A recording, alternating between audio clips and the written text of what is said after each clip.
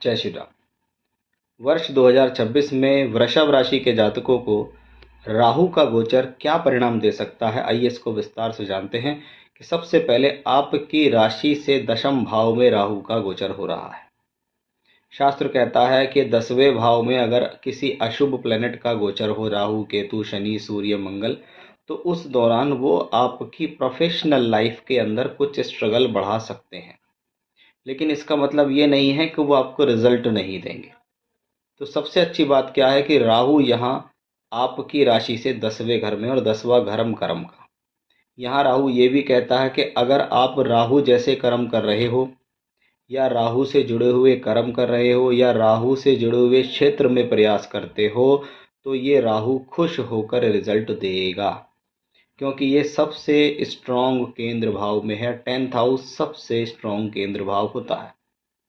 अगर राहु को हम देखें तो जितना मीडिया है, जितना सोशल मीडिया है, जितना electronic media, print media, fashion, modelling, designing, graphic designer, advertisements,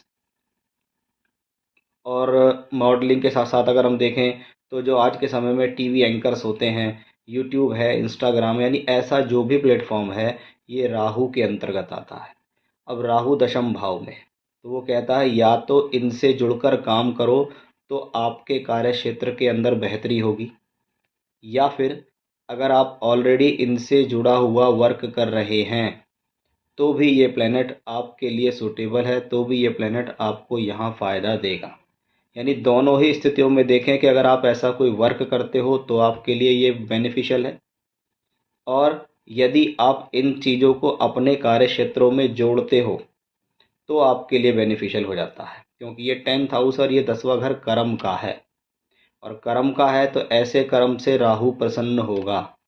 वो चाहता है कि आप ऐसा करें, क्योंकि राहु 10th हाउस में शनि की राशि, शनि बैठेंगे 11वें घर में, कि भाई अगर ऐसे कोई प्रयास किए तो वो प्रयास आपके लिए सफल होंगे। क्योंकि राहु अपने मित्र शनि की राशि में है, शनि बैठेंगे 11th हाउस के अंदर, यानी आपके द्वारा किया गया कर्म गेन में परिवर्तित हो जाएगा।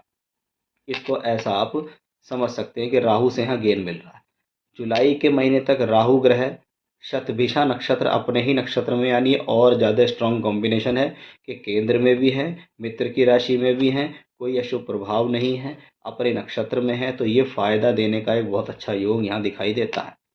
फिर ये धनिष्ठा नक्षत्र में पहुंच जाएंगे अगस्त के महीने से दिसंबर तक, तब हम इसको कह सकते हैं कि ऐसी स्थिति में पद प्राप्ति होगी, यानी प्रोफेशनल लाइफ में गेन। तो बहुत बार विदेश से जुड़कर भी लाभ मिलने की संभावनाएं बढ़